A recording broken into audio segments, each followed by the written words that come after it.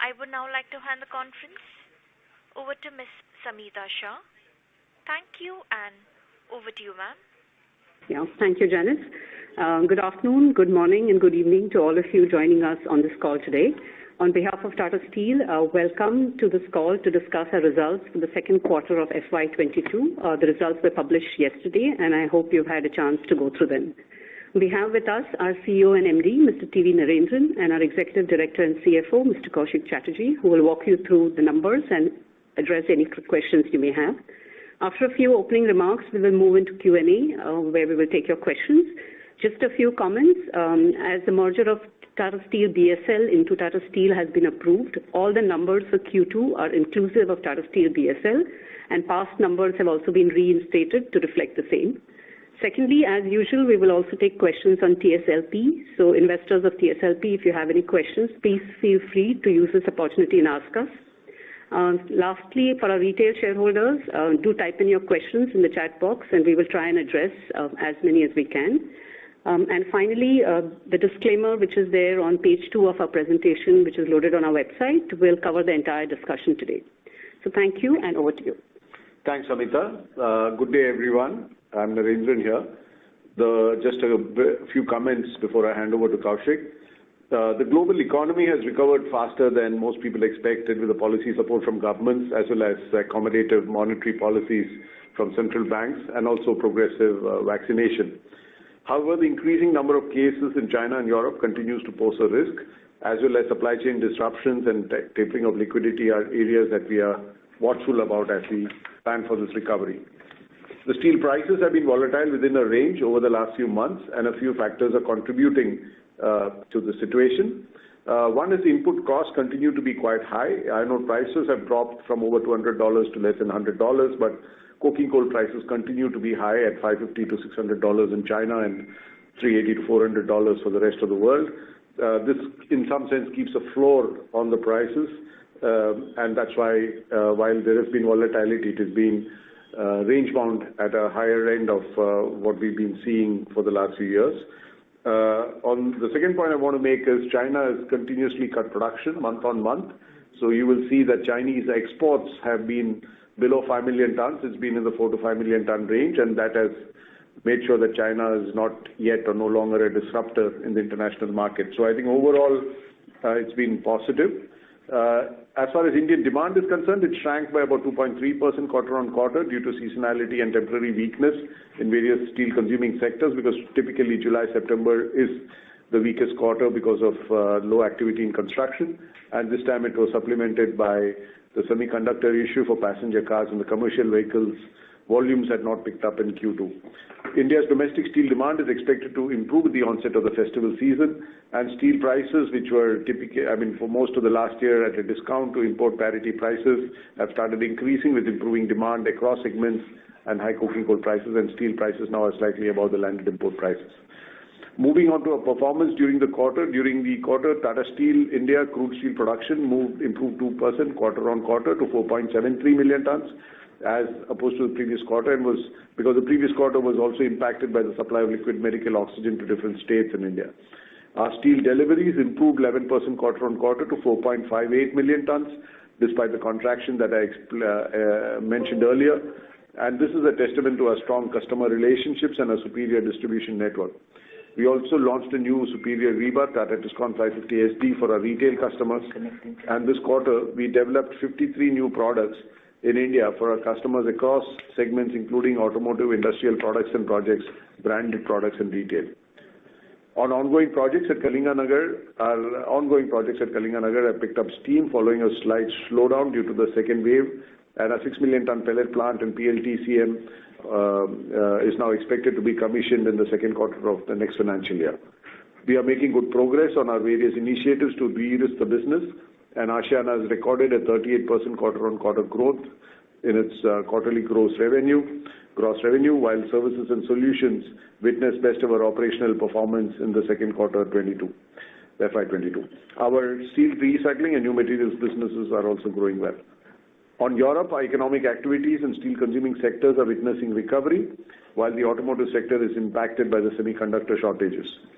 Our steel production in Europe declined by about 4% quarter-on-quarter due to some temporary operational issues at both Netherlands and the UK steelmaking sites, and steel sales volume declined about 8% quarter-on-quarter to 2.14 million tons in the September quarter, but better product mix improved our underlying performance sharply.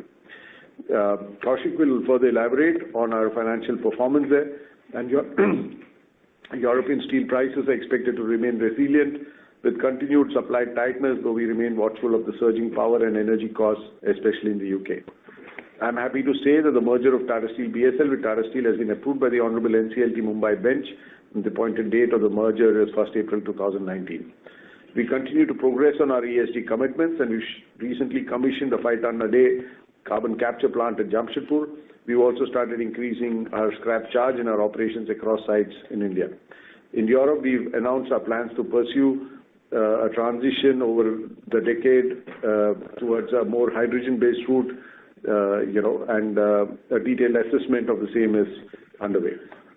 Recently, we won the high-quality Gandhalpada iron mine, which was situated close to our facilities, to our existing Khondbond iron mine in Odisha, and within approximately 200 kilometers from our facilities in Jamshedpur, Kalinganagar, and Angul, and it's next to the Kalamang mine, which we got along with the Bhushan acquisitions. This is another step towards our raw material security beyond 2030. With this, I hand over to Kaushik for his narrative. Thank you, Naren. Good afternoon to all of you. Hope you and all your loved ones are safe and getting vaccinated. As mentioned by Samita, the Tata Steel standalone numbers have been restated from 1st April 2019 to reflect Tata Steel BSL's merger into Tata Steel.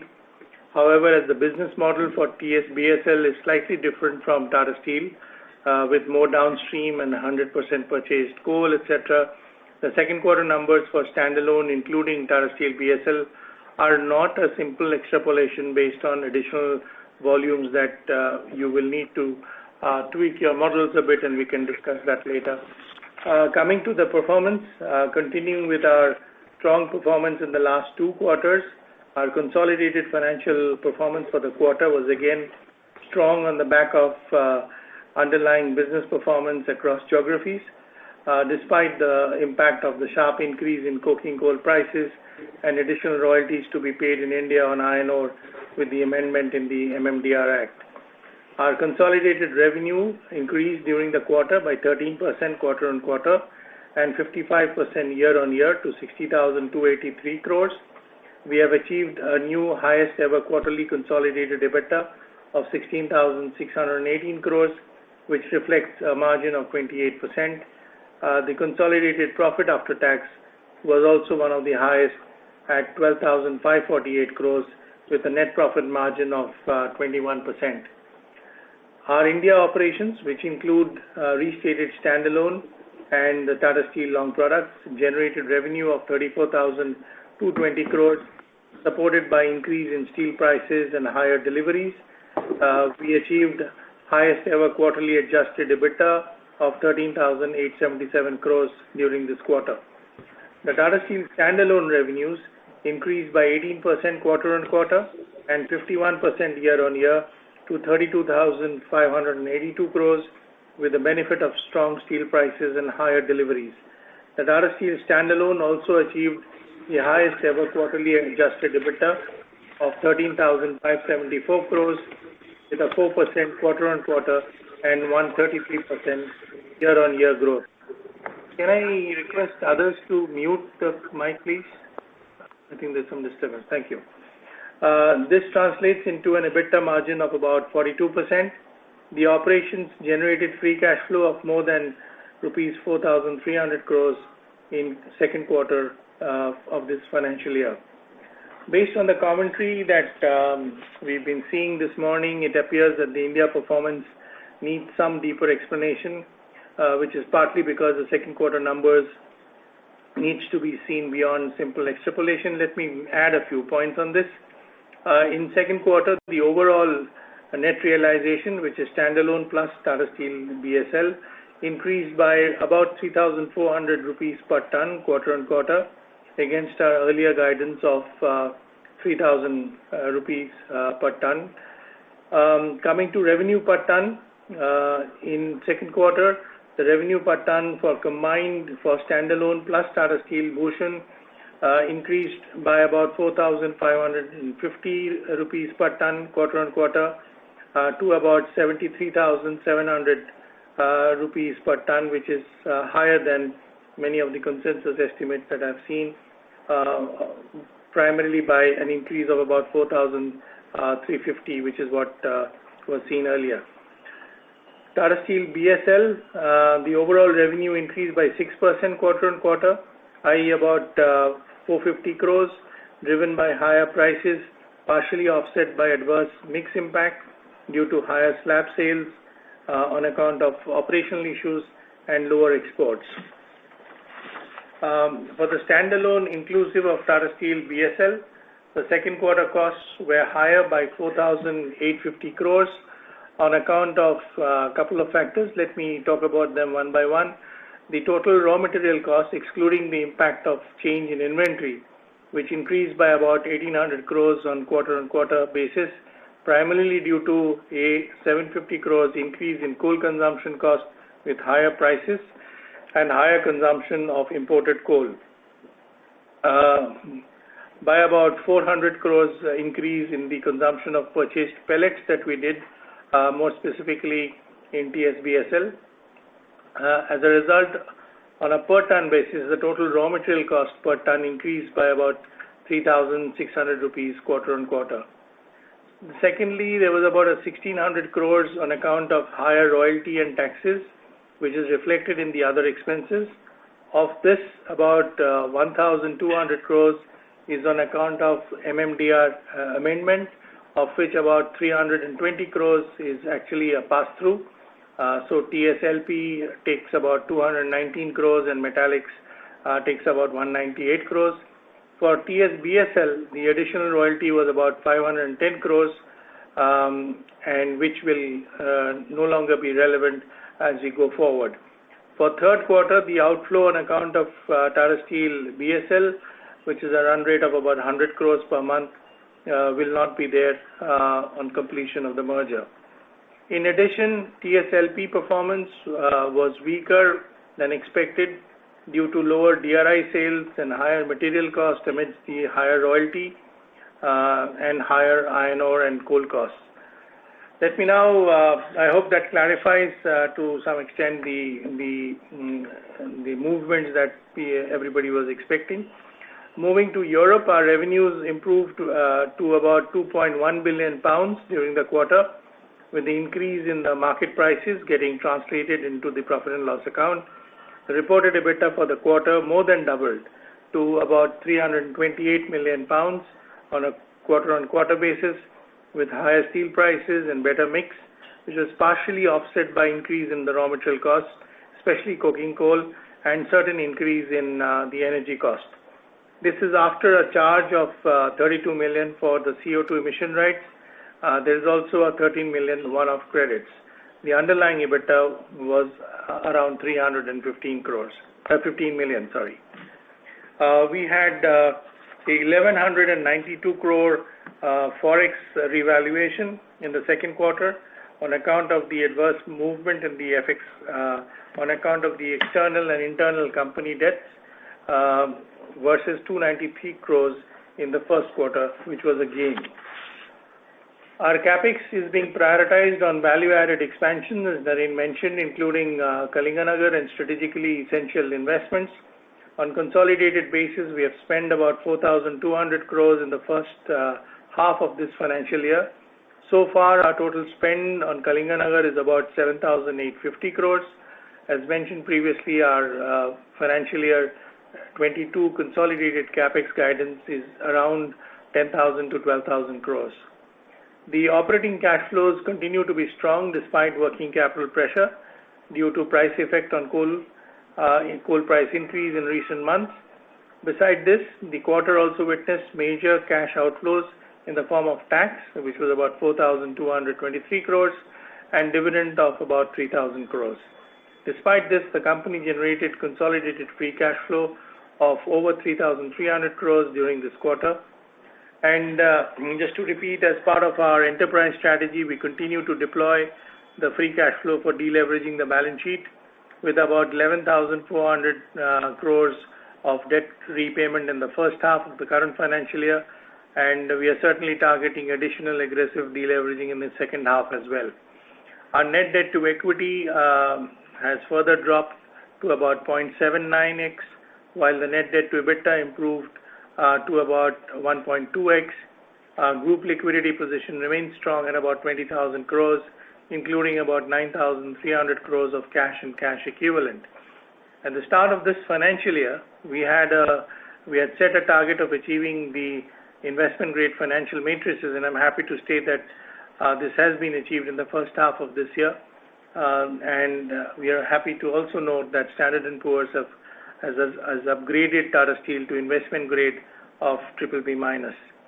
In line with our strategy to exit non-core markets, we successfully divested our 100% holding in Nat Steel Singapore at the end of the previous quarter, which is quarter 2, to realize about 1,200 crores.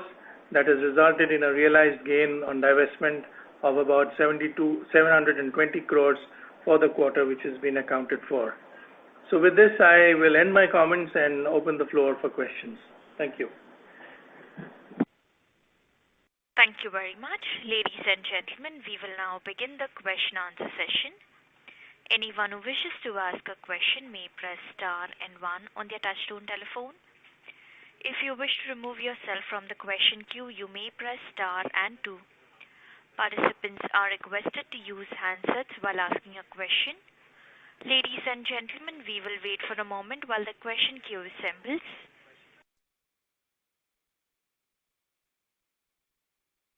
The first question is from the line of Amit Dixit from Edelweiss. Please go ahead. Yeah, hi, good afternoon, and congratulations for record EBITDA in Q2. I have a couple of questions. The first one is on coking coal cost.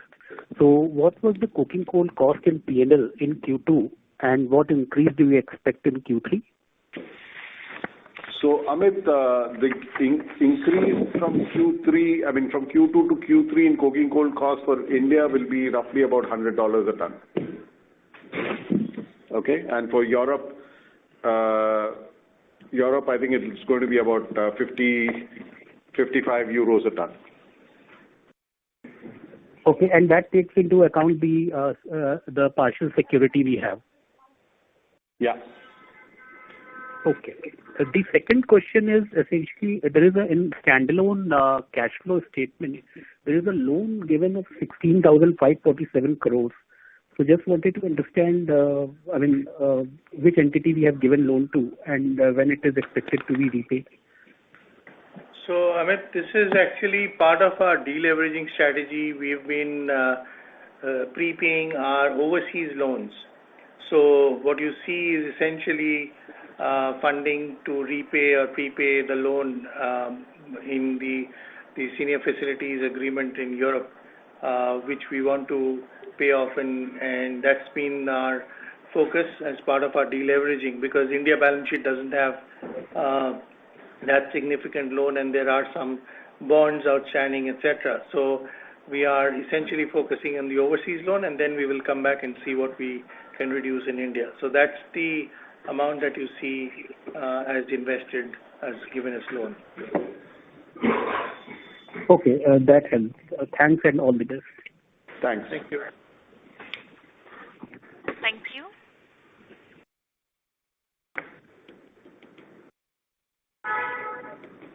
The next question is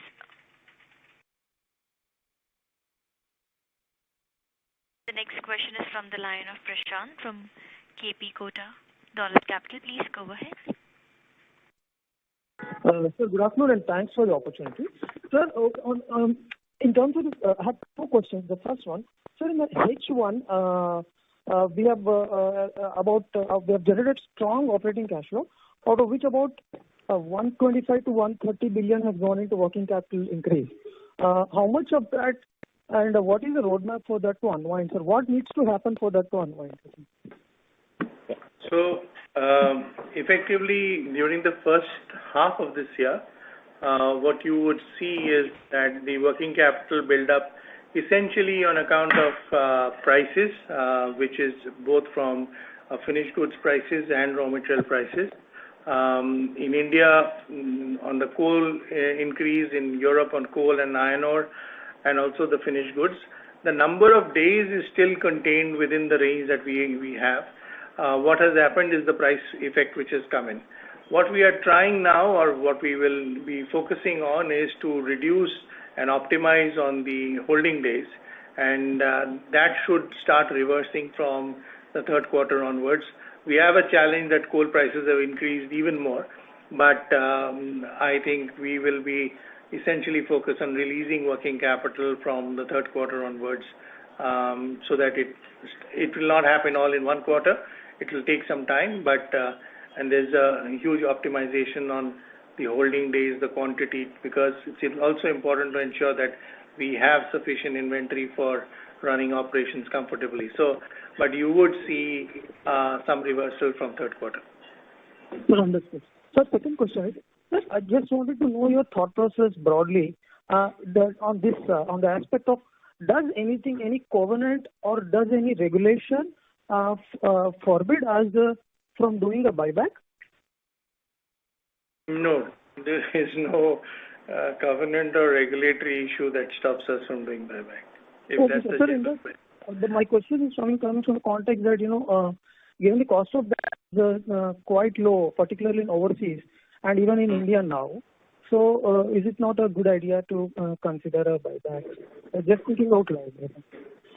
So I'm sure at some point in time the board will look at it and look at options for better returns for shareholders. But at this point of time, I don't think we are yet in the zone of debt levels where we can not pursue the deleveraging. So I think we have some roadmap to go forward in repaying the debt.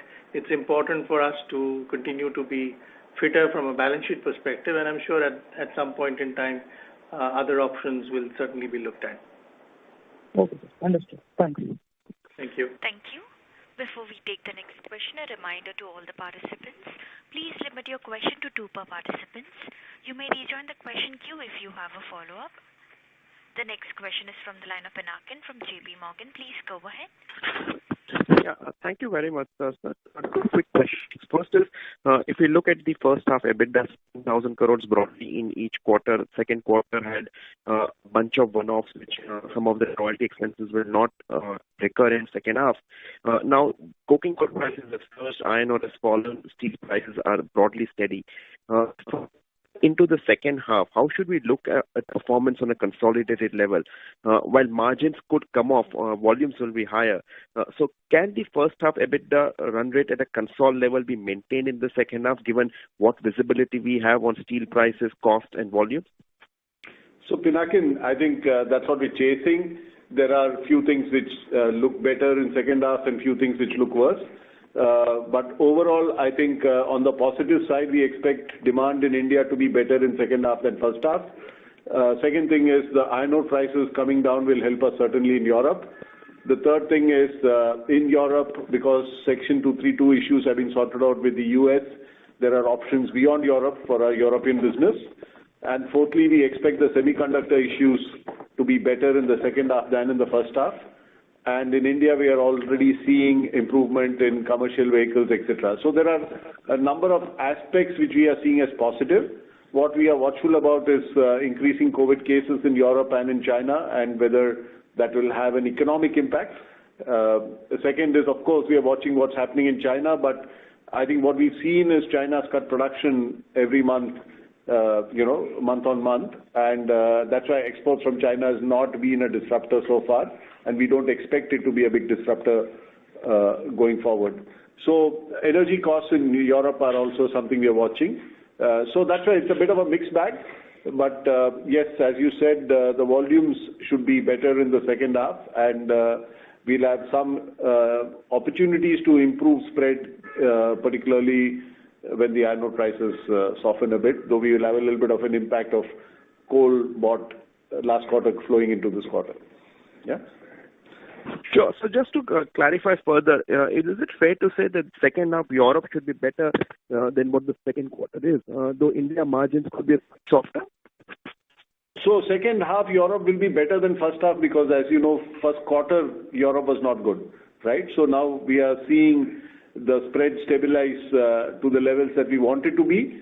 We will also see some of the new contracts coming in for Q4 because a lot of the packaging and automotive contracts which have been renegotiated will start or being renegotiated will start kicking in Q4. So yes, Europe should not see a deterioration, and we think that things will improve a bit. Understood. And lastly, consolidated interest came off very sharply. So what should we look at as a steady state interest cost as the company keeps on repaying debt? So, Pinakin, I think during this quarter we had a reversal of about 260 crores of interest provided for previously because the merger with TSPSL was not approved, and therefore we were taking in the tax impact of the same, the tax losses. But if you are not if you're not paying advance tax, then you have to account for it as a penalty, which has got reversed in this quarter. So if you gross it up by 260, then that is broadly the level that will continue. And then once we are repaying, as we are repaying progressively, it will step down uniformly across the next few quarters. Understood. Thank you very much, sir. Thank you. Thank you. The next question is from the line of Sumangal Nevatia from Kotak Securities. Please go ahead. Yeah, good afternoon, and thank you for the opportunity. First question, just continuing on the Europe part. So first, if you could just give some more details first into pricing. I mean, we've seen spot prices softening, but at the same time, we will benefit from the contract reset. So how should we see realizations in Europe in the coming quarters, and whether it peaks in 3Q or 4Q?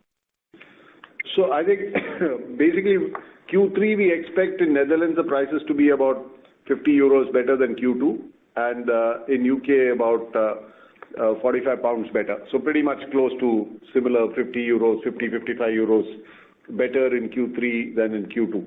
Q4 we are still in the process of negotiating some of the contracts, etc. So I won't give a Q4 guidance just now, but certainly we are hopeful that we can keep improving on it because we also have this issue of energy prices in Europe that we need to keep an eye on, and many steel companies in Europe have already talked about the need to cover that through price increases.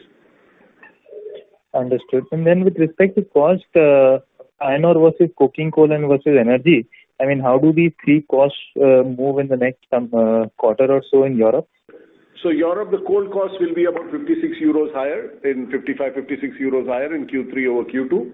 Iron ore cost should be 30 euros lower in Q3 over Q2. Understand. Yeah. My second question is with respect to a recent iron ore mine bid where we won at a very huge premium. So just want to understand, it's a change in stance what we've been quite conservative in the past auctions. So given that we have a captive iron ore for a couple of years left, I mean, is it possible to share some rationale and thoughts on that? Sure. As you rightly said, we've been very careful about what we bid for which mine. So there are a few things which attracted us to this mine. Firstly, it's a 350 million kind of reserve, so it's a big mine. We prefer big mines because it's much easier to drive efficiencies there. Secondly, it's a low alumina ore, which is very important in India because Indian ores are typically high alumina, whereas this is 2.2% alumina, and this becomes even more critical when you're looking at lower carbon footprint because the higher the alumina, the carbon footprint in production is higher. So we have, going forward, we feel low alumina ores will be even more valuable than any iron ore. So that was the second reason. The third reason is this is adjacent to the Kalamang mine which we got with the Bhushan acquisition, and that also has about 100 million tons, and that is also available with us for the next 30-50 years or so. So if you look at Kalamang and Gandhalpada together, again, we can extract a lot more value than anybody else because they are adjacent mines, and adjacent mines give significant benefit because you don't have to waste ore at the border of these two mines.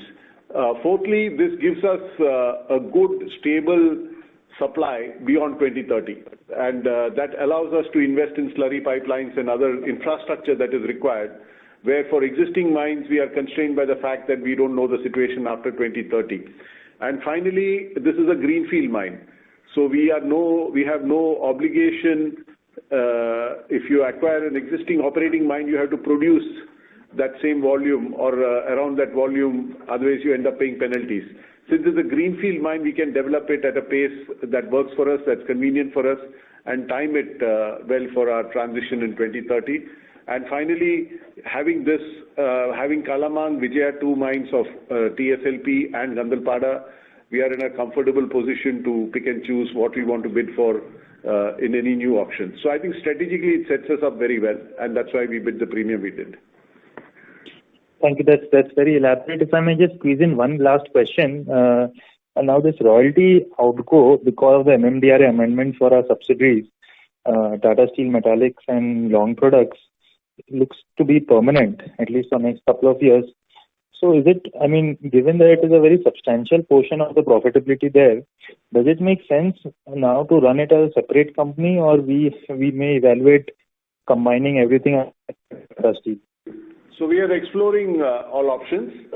This is a more recent development, so we are exploring all options. For TSLP, we also have an existing mine which is part of TSLP, which is the Vijaya 2 mines. So you have an option there to serve the requirements, so we cannot fully fulfill what is required. So we are exploring all options, and we will discuss at the Tata Steel board and the boards of those companies before we decide. Got it. Thank you and all the best. Thank you. Thank you. Thank you. The next question is from the line of Amit Murarka from Axis Capital. Please go ahead. Yeah, hi, good afternoon. So my question is on the carbon credits. Could you just explain the CY22, CY21 carbon credits position? Like, are we on track, or will some further provisions need to be made? So on the carbon credits, Amit, there is no movement on the credit. So all that has been done in the first quarter.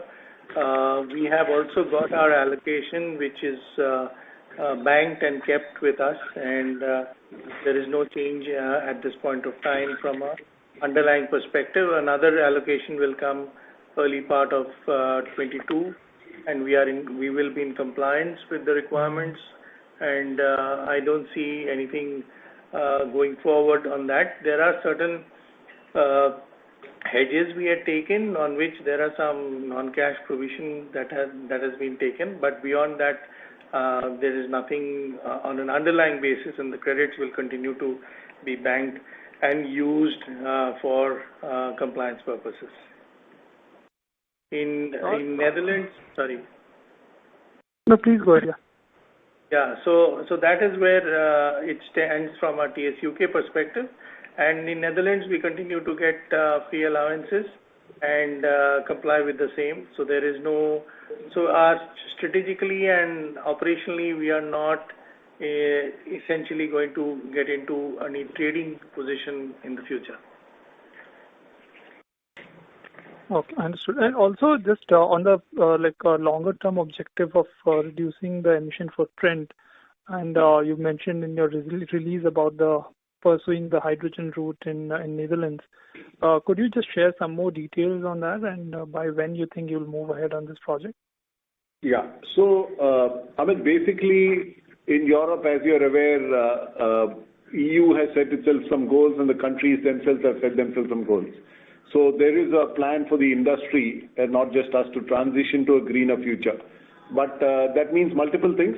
Firstly, different governments are coming up with different structures to support this transition. So that's a conversation we are having both with the UK and the Dutch government. Secondly, to make sure that the industry in Europe is not penalized despite being efficient, because our plant in IJmuiden is one of the most carbon efficient in the world. In fact, the second best in the world, as per the recent World Steel Association numbers. So we are seeing the European Union propose a carbon border adjustment mechanism, which makes sure that the transition is supported. Thirdly, we are also seeing greater appetite amongst customers in Europe to pay a premium for green steel. So all this, and the fact that there is a carbon price which is already there, which is now at some 60-65 euros a ton. So all this means that all of us, the industry including us, will have to make a plan for the future, which is what we've talked about. So while in Netherlands we were looking at carbon capture and storage as a possible solution, we've concluded that it's better to move towards a gas-based DRI and then hydrogen-based DRI as a solution rather than go for a CCS solution, which later we may anyway have to go for gas-based or hydrogen-based DRI. So that is what we have said. And over the next 10 years, we will transition at least one of the blast furnaces into this process route, and we will plan it and time it in a manner that is supported by policy as well as, obviously supported by the financial viability of this transition. And if I may ask, what kind of state support you expect from this financially?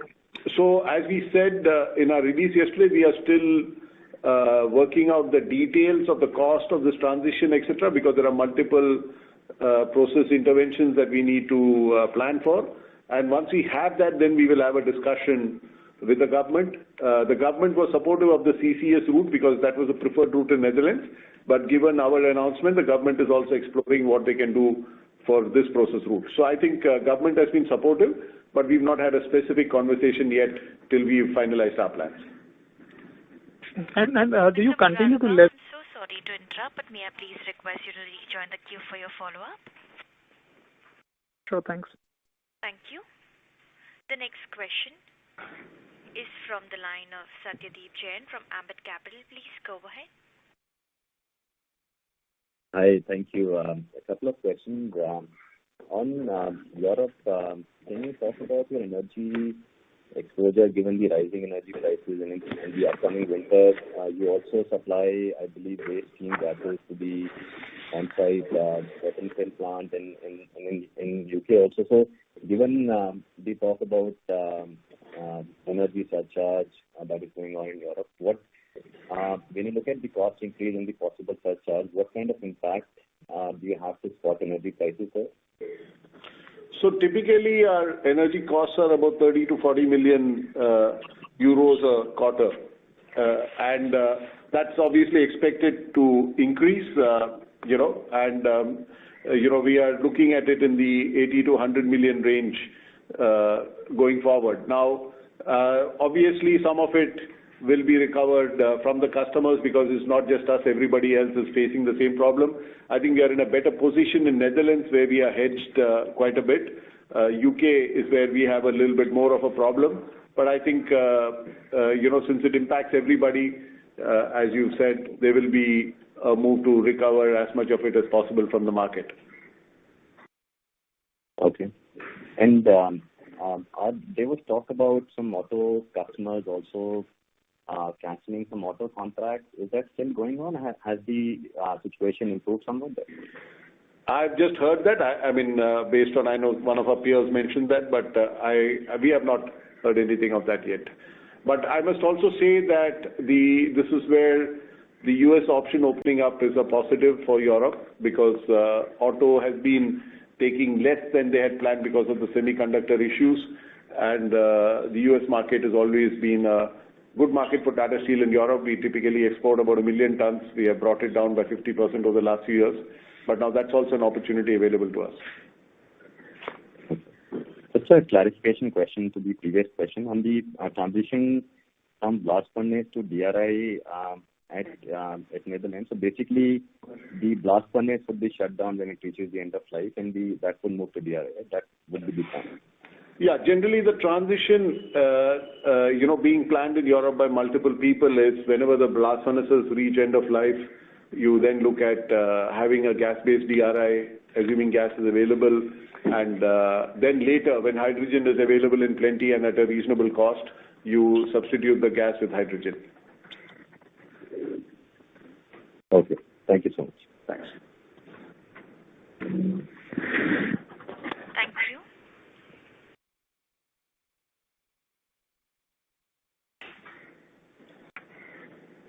I would now like to hand the conference over to Ms. Shah. Yeah. Thank you. So we have a few questions in the chat, which we will just take now.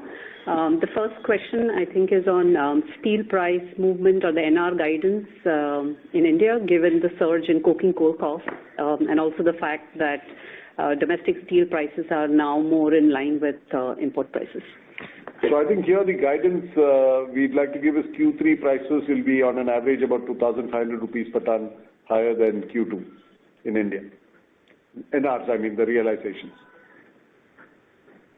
Yeah, thank you. So the next question is in terms of the volume guidance for the rest of the year, and whether we are on track to meet the 1 million tons more in India as well as in Europe, which we had said earlier. So basically, if you look at Q3, I think India will be flat, Europe will be better than Q2, Europe will be closer to Q1. Overall for the year, we are maybe between 1.5 and 2 million on a consolidated basis. That's the way I look at it. Thank you. The next question, I think a lot of questions around this, whether the iron ore and coal cost mentioned is per ton of ore or per ton of steel. Just to clarify, it is per ton of ore and not per ton of steel. Some more questions, and this one is on TSLP, that with the change in the MMDR Act going forward, what is the increased royalty payment at TSLP? I think what we've said is roughly for the half year it has been about 200 crores. I mean, again, this is dependent on the iron ore price. As the iron ore price drops, this will drop. So this obviously 200 crores factors in the high iron ore prices of the last 6 months. For today's iron ore price, I don't know what the exact calculation will be, but that's probably the highest we would be paying. Thank you. Next question, and Kaushik, you might like to take this, that given the group's focus on deleveraging and Tata Steel's investment grade status, would you also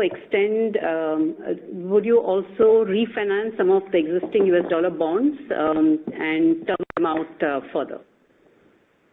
Well, these are all trading at a premium at this point of time, so I think it would be fairly costly to do so, and therefore we are not looking at refinancing the bonds. We'll let it run past the maturity date. Yeah, so I think the question actually is more, I know they've used the word refinancing, but I think the question is, would you do a fresh issuance of US dollar bonds? Okay. Nothing at this point of time, which is planned. If we do it, we are watching the market and seeing how the trades and deals are happening, but nothing at this point of time. Thank you. And one last question which we'll take in the chat before opening it back to the analysts is in terms of the impact of China. China, with the kind of changes which we are seeing in steel demand and the production cuts shaping up, what impact do you see of that on steel prices generally and specifically for Tata Steel? So I think overall we are seeing China as less of a disruptor through exports. Over the last 10 years we were always watchful about Chinese exports coming and being dumped in multiple markets. We are less worried about that now because I think China has exercised great discipline in cutting production month on month. If you look at the World Steel Association forecast which was made last month, basically World Steel Association has forecasted steel consumption will grow at 4.5% globally, and this assumes China has no growth of steel consumption. All this 4.5% is coming from the developed world and developing countries like India. So there is a shift in where the growth of steel consumption is happening going forward. It will be led by infrastructure investments in the developed countries and in developing countries like India. Also regions like the Middle East, Southeast Asia and Africa will continue to grow in steel consumption. So given that, we are watching China more from a point of view its impact on iron ore prices and coal prices and less about them flooding markets with a lot of exports. And given China's ambition to become net zero by 2060, I think they've already stated that they want to discourage steel exports over the medium and long term.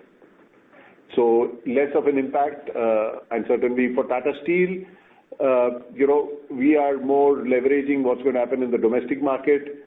We are less dependent on export markets. Last 2 quarters we were at 16% exports. This quarter we'll be at 12% export, which is close to our long-term average on export. So we are looking forward to the recovery in the Indian market.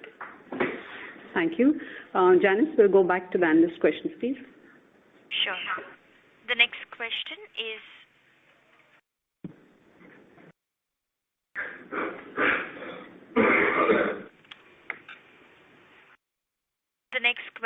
is from the line of Ritesh Shah from Investec Capital. Please go ahead. Yeah, hi sir. Thanks for the opportunity. There are two questions. First is on capital allocation and in Europe. So we have given a medium-term target of 15% ROC, and if I remember, the same number is 12% for carbon adjusted ROC. Just wanted to put into perspective, you indicated the idea for exploring gas-based DRI, eventually going into hydrogen. So will it meet the thresholds what we have stated over here? Or is it an option that we can actually deploy equivalent capital probably in India itself or some other regions globally? That's the first question.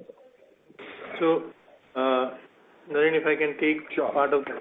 Sure. So fundamentally, this transition that is going to happen first in Europe and then much later in India is being looked at from a financing perspective, a blend between what the company's internal capital is, between green financing that will be raised for this purpose, and then the government support on target funding, because there are several funds and schemes that are being floated in Europe. So if you take all of these three and then do the maths, then and if you adjust it for the European cost of capital, I think we will certainly be in a good space. And I think that is our format at this point of time. That's why it's important to get the government schemes and government financing and government-backed green financing. So over the next couple of years, that is something which is going to be applied on. The 15% CAIRR part that you saw, or what we talked about in the Investor Day, was essentially on deployment in India, on the capital allocation for that. And I think we are fairly firm on that at this point of time, because the India transition is not happening in the next few years. It will take a long time. I think India has just announced the 2070, and the new NDCs will come into play for 2030, and for which we are ready, and we had already announced that we will be, our intensity will be 2 tons of carbon per ton of crude steel by 2030. So we're sticking to that. So, and we are also going to look forward at some point in time how green financing will help us in that transition, even in India. So that's broadly the perspective. So it's, if you look at it, the short and medium term of 15%, it certainly holds, and our capital allocation certainly is measured against that. Great. That's quite useful, sir. So my second question is, you indicated about the discipline on Chinese exports, which is encouraging. But sir, how should one look at Chinese export pricing, which has been declining one way? What would you infer out of it for local pricing when one looks at it on import parity? And secondly, for our export shipments, pricing could again be under pressure just because of Chinese export pricing being lower and at the fringe shipments potentially impacting how we price our shipments. Sir, how should one look at this? Thank you. So, it's only in the last maybe a week or so that some Chinese exporters have been a bit aggressive in Southeast Asia and Turkey, etc. But, China is still buying coal at $550. So $600 coal has come down to $550. But at $550 coal, there's only that much you can drop prices by. So that's something which we need to keep in mind. Secondly, what we've seen even in the last 1 year is when exports goes up, the Chinese government changes the rebate structure to discourage exports. Because they are really not wanting China to import iron ore and coal, leave a carbon footprint behind, and export steel. So we are seeing that is being tracked very closely. And normally winter months there are production cuts as well. So I think for multiple reasons we are less concerned about Chinese exports now than we were, let's say, 3 years back or 5 years back. Sure, sir. That's very helpful. Thank you so much for the answers. Thank you. Thank you. The next question is from the line of Hitesh Arora from Unifi Capital. Please go ahead. Yeah. Thanks for the opportunity. So just wanted to understand what's the outlook on coking coal prices, especially when you speak to Australian miners and what's been happening around the world. What are your thoughts on coking coal prices? When do we see them normalizing and how? So, Hitesh, there are a couple of things happening, right? Firstly, China is not yet buying coking coal from Australia on a regular basis. I think they cleared some of the shipments which are stuck there, but largely they're not buying as they used to before. That's why China continues to buy coking coal at a higher price than is available to the rest of us. So they're buying largely from the US, Russia, Mongolia, etc. As far as India is concerned, India has now become the biggest importer of coking coal in the world, or the buyer of coking coal, importer of coking coal. I think that's more accurate. And we buy from Australia largely. Now, Australia, there are not too many options on supply. So for the good quality coals, there are a few suppliers. They've also had their own challenges. That's why the coking coal prices out of Australia has still been reasonably stable at $380 to $400. We don't see it dropping significantly. We see it more in the $350 to $400 range for some time because it's not a very liquid market, and any small interruption, any weather disturbance, etc., pushes up the prices.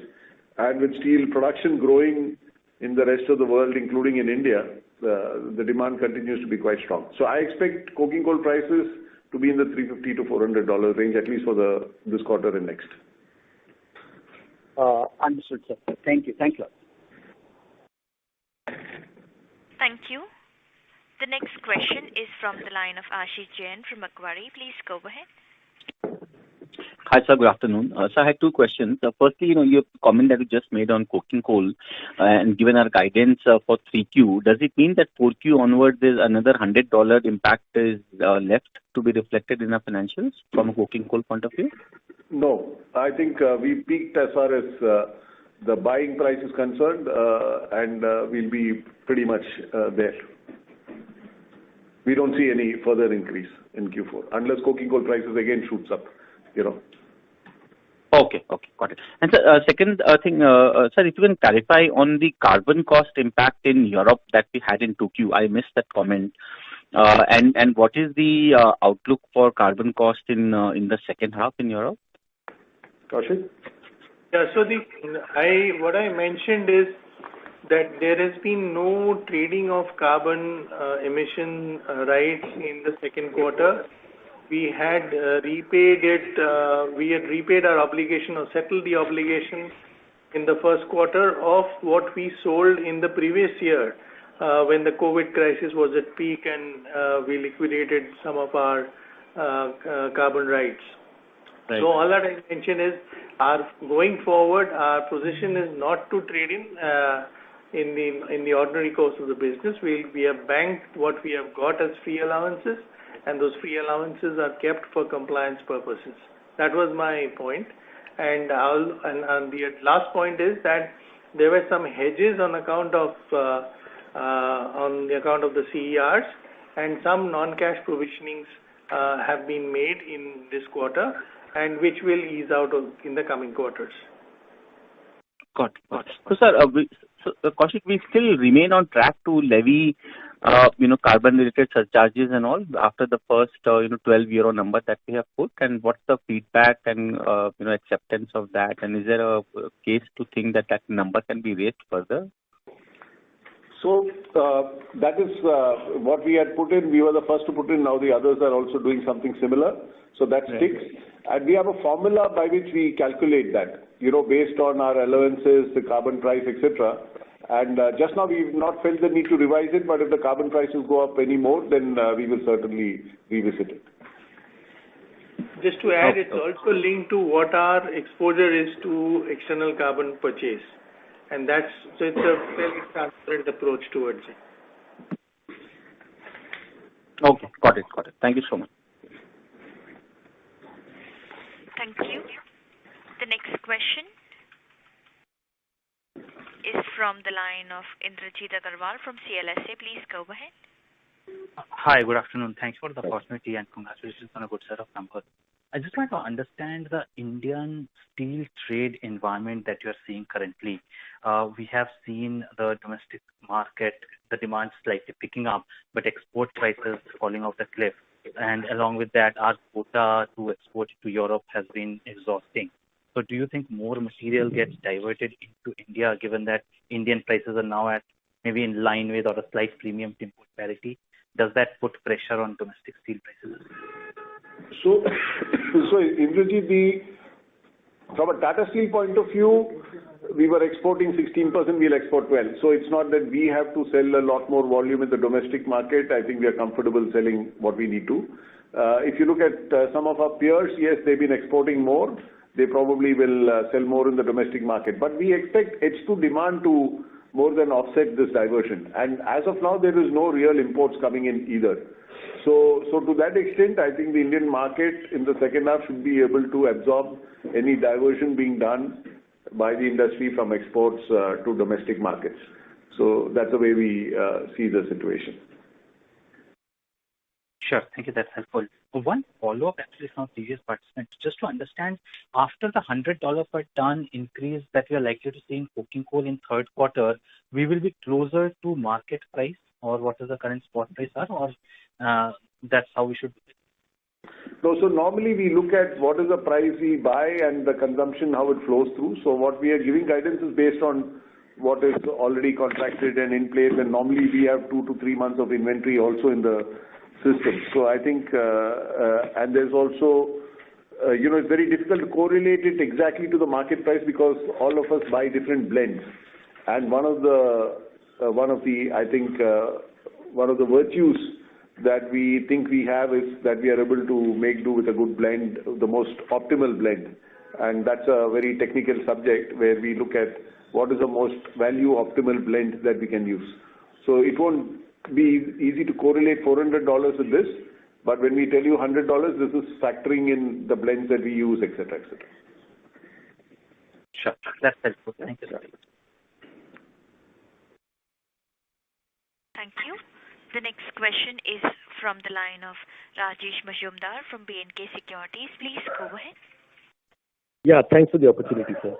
Sir, I just wanted to know, there is an increase of about 4,000 crores in the other expenses on a quarterly basis on the consolidated numbers, and you accounted for about 1,000 crores on account of royalties and about 1,192 crores on account of FX. So what is the balance, 1,800 crores on account of?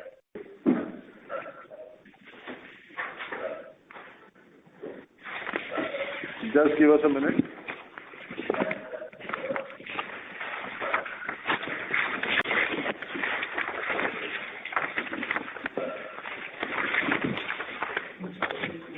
Kaushik, you want to take it?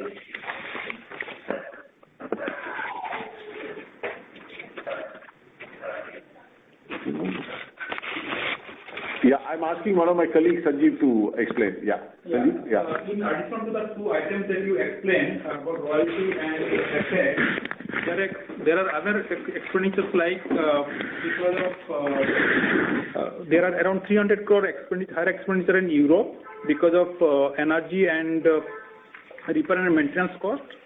Similarly, there is an increase in expenditure in store consumption and repair and maintenance in Tata Steel also, which is you did not mention in the point that you just elaborate two major points. And also in other subsidiaries like TSML, which is also having a higher expenditure this quarter, around 159 crore. So other than those two, these are 3-4 major items, around 200 crore each, which has contributed to that increase that you are seeing in the other expenditures. Right. So some of these are basically going to be recurring, right? So we will see a higher other expense curve going forward. So, just to clarify, some of these are recurring, some of these are not. If you see sort of the bulk of the expenditure, so 1,100 crores, which is FX, really depends on the FX movement, across currencies. So you can't really say it's recurring. And if you tracked our results, you would see that sometimes it's a gain, sometimes it's a loss. So, that is changing.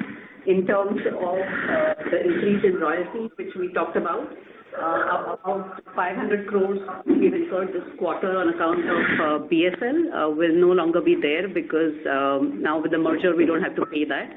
So some of these are not recurring and some, so I wouldn't say that they are all recurring. Right.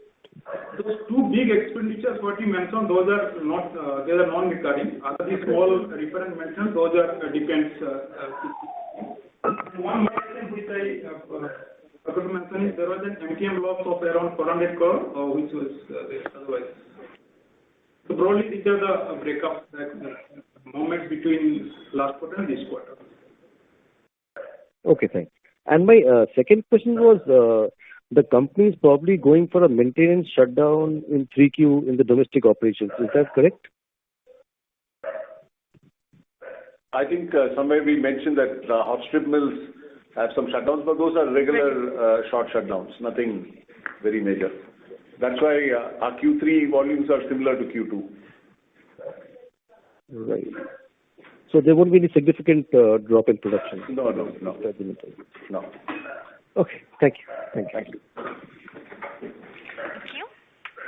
The next question is from the line of Bhavin Chheda from Enam Holdings. Please go ahead.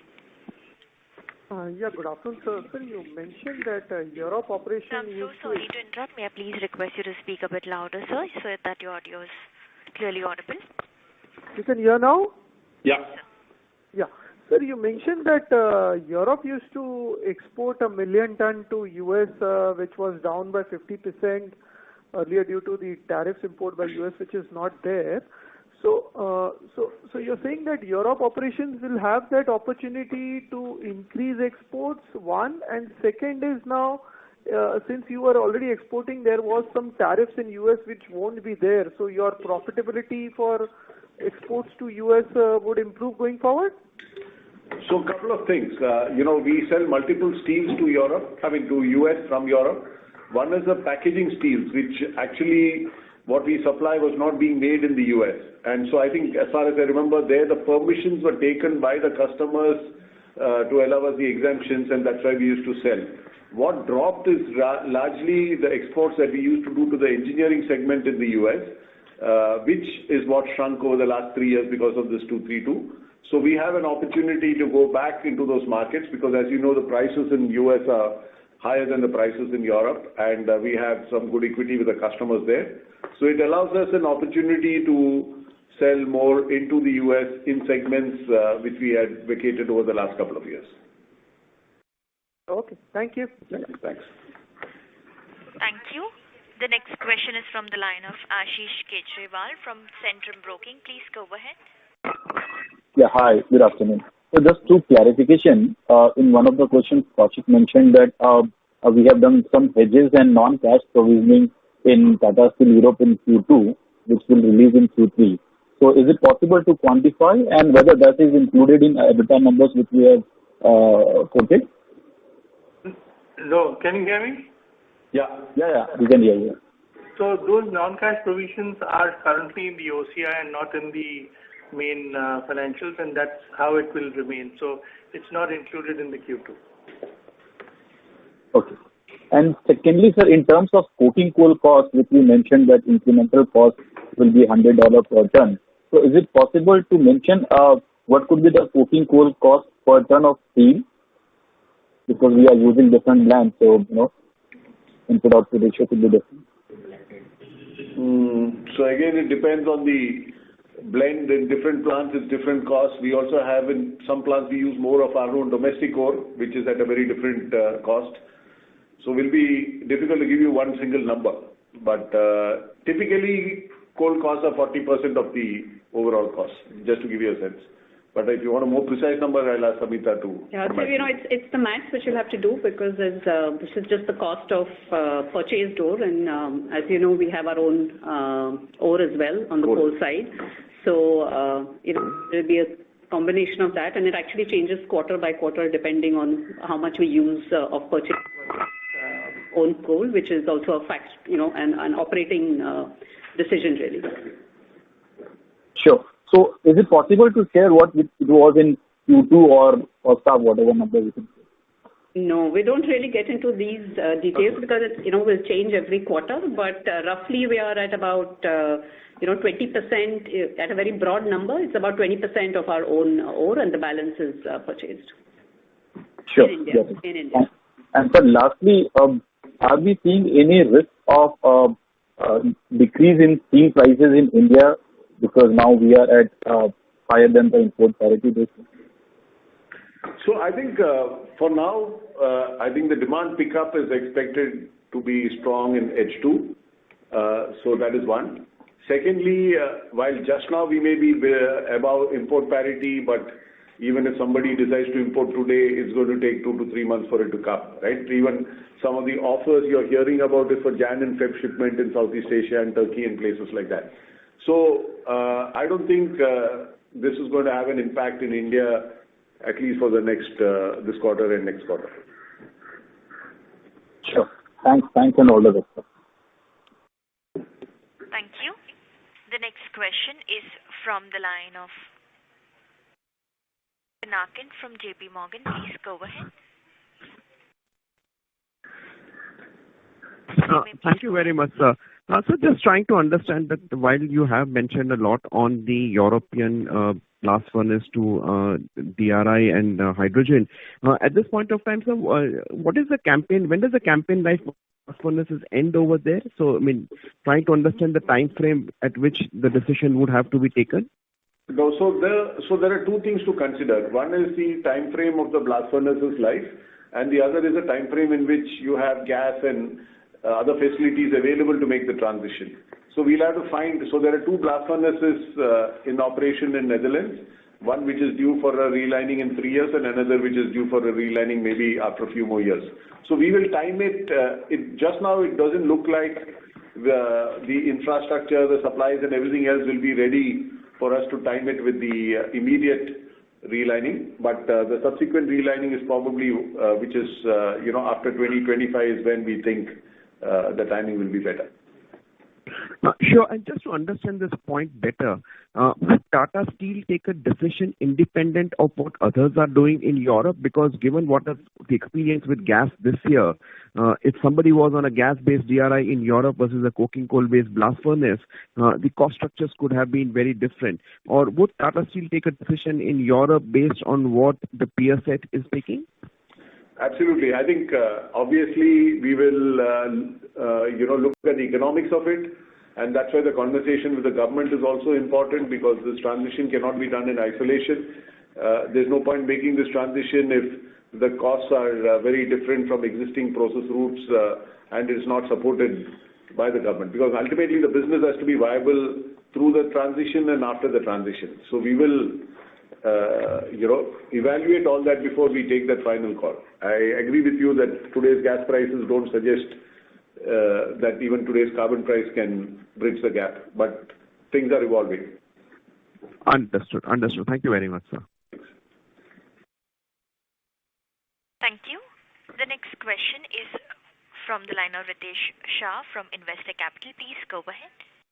Yeah, hi sir, thanks for the opportunity. Sir, just wanted to check on the capex breakup, which you indicated 10 to 12,000 crores.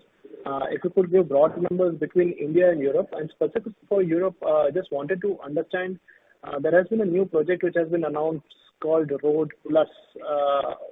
Roadmap Plus, yeah. Right. So is this something which is already included, or is it something over and above that? So currently that Roadmap Plus spend is not much, and the overall spend is about, multi-year spend is about 300 million. What you see currently is largely the sustenance and critical capex in Europe. Nothing of majorly on any of the decarbonization capex. Over the next 3 years, 3 or 4 years actually, it will be spent on the Roadmap Plus, which is essentially on reducing the environment load on multiple projects, not one project, it's multiple projects. Thank you. And the second question was the loans which we have given to the overseas entity. How should one look at it? I'm just looking at it in conjunction with our earlier commentary that we won't be lending or deploying much capital, or we won't be deploying any capital into overseas assets, specifically Europe. So if one had to put these two variables together, so how should I understand it? So I think the point that was made is we don't want to put additional capital into the business of Europe, but the balance sheet is one, right? So the balance sheet, whatever debt is in Europe or Singapore or India, is all in the consolidated balance sheet. So if we are going to do deleveraging and de-risking of the business as such, then it includes essentially taking off those loans from the balance sheet. So that is the point. So accounting wise, it has to go through a certain route via the holding companies, etc. But fundamentally, it is money for deleveraging. So it's internal capital or internal equity being used to reduce external debt. Correct. And so just one clarification, 15% ROC, what you indicated, you stated it's only for India, right? Yes. Okay. I mean, if you look at the European cost of capital and the return levels are very different. So that 15% CIRR, because incremental capital investment, the heavy lifting of that capital will largely be in India for growth. Perfect, sir. Thank you so much and wish you good luck. Thank you. Thank you. Before we take the next question, I would now like to hand over the floor back to Ms. Shah. Yeah, thank you. We have some more questions on chat, so we will just take a couple of questions before we end the call. The first question is on the recycling plant, which we've announced in India. It says, can you provide an update on the 5 million ton recycling plant? So I don't think it's one plant, but it's good. So basically the first plant is 500,000 tons, which is already commissioned and operational in Rohtak and is functioning, and I think it's working well. So we had basically said that over the next few years we want to set up 5 million tons of recycling capacities. It will be multiple plants. We are looking at sites in Western India and Southern India. Basically the thinking is in North, West and South where there is scrap available, we will set up such facilities. So over the next few years we will do more of these plants. Thank you. There is a next question which is about investments into renewables. Is it a cheaper capex option than your current power plants? So in a steel plant, there are multiple points to be kept in mind. A lot of our power plants are run using gases which we generate from the process. So that's pretty much the best option available because otherwise those gases would be flared. Right? So that is one. So there's only a smaller part of it which is using coal, and even that coal, a lot of it comes from the tailings and middlings, which are basically the lower quality coal which is generated when we mine metallurgical coal. So when we look at renewables, we look at supplementing what we have. And second point is, to run a steel plant, you need a lot of peak loading. Energy is not a steady load. So you need, so renewables cannot fully substitute because then you need to have storage facilities which are not available today at scale to help with the fluctuations of requirement in a steel plant. So renewables will be a component of it, but cannot replace, this totally. Thank you. There is one question which actually I think is more addressed to Tata Sons, but I will take it since multiple people have asked. Does Tata Sons plan to increase promoter stake in Tata Steel? I think you'll have to ask Tata Sons that. Yeah. So with that, we will just take, I think there are a couple of more analysts left, so we'll just take those questions before we close the call. Back to you, Janice. Thank you. The next question is from the line of Sumangal Nevatia from Kotak Securities. Please go ahead. Yeah, my questions are answered. Sorry. Thanks. Thank you. The next question is from the line of Kiran Mehta from BOB Capital. Please go ahead. Thank you, sir, for the opportunity. On the recycling Rohtak plant that you have mentioned, could you tell us at what volume level it is operating and what is the sort of a cost of operation as well as the margin at that particular plant? So currently, they've just started. They've started in the sense they started part of the plant last year, but the commissioning engineers couldn't come for the shredder. They've just come and commissioned the shredder. I think so far in the last few months we've done about 60,000 tons. It's positive margin, but I'm not remembering the exact number. And but basically more than anything else, I think we are looking at scrap as being as strategic an input as iron ore is over the next few decades, and that's why we are investing in this value chain. Right, sir. And the second question was about the European business. What is the current cost of break-even in the European business, and what is the progress on the cost initiatives, and how would that impact the break-even cost going 1 year or 2 year down the line? I think basically, when you look at the break-even cost, obviously a lot of the costs are the input costs. So, we have to look at it from that perspective. So the way we see it is, the Netherlands business has always been EBITDA positive and, 99% of the time cash positive. So largely the Netherlands business is pretty much able to stand on its own.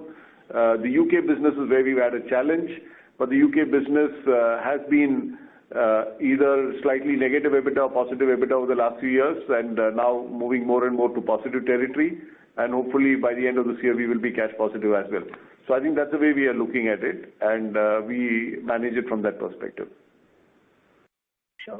Just sort of to understand this further, but a couple of quarters back, you mentioned around 220 to 250 as sort of a break-even cost, and then you had outlined the initiatives of around taking out 3,000 crore of cost.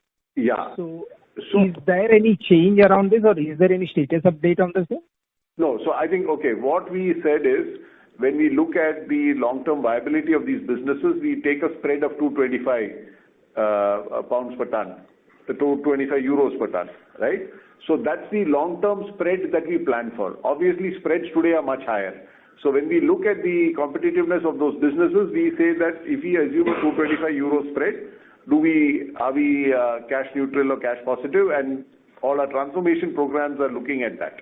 But today's spread is much higher. So if you look at it from that point of view, yes, 225 would be the long-term spread on the basis of which we want to be viable. Sure. Thank you. Thank you. Ladies and gentlemen, that was the last question for today. I would now like to hand the conference back to Ms. Shah for closing comments. Yeah, thank you. Thank you everyone for your participation and your engagement. Look forward to being in touch, and we will meet again in this forum next quarter. Thank you. Thank you. On behalf of Tata Steel Limited, that concludes this conference.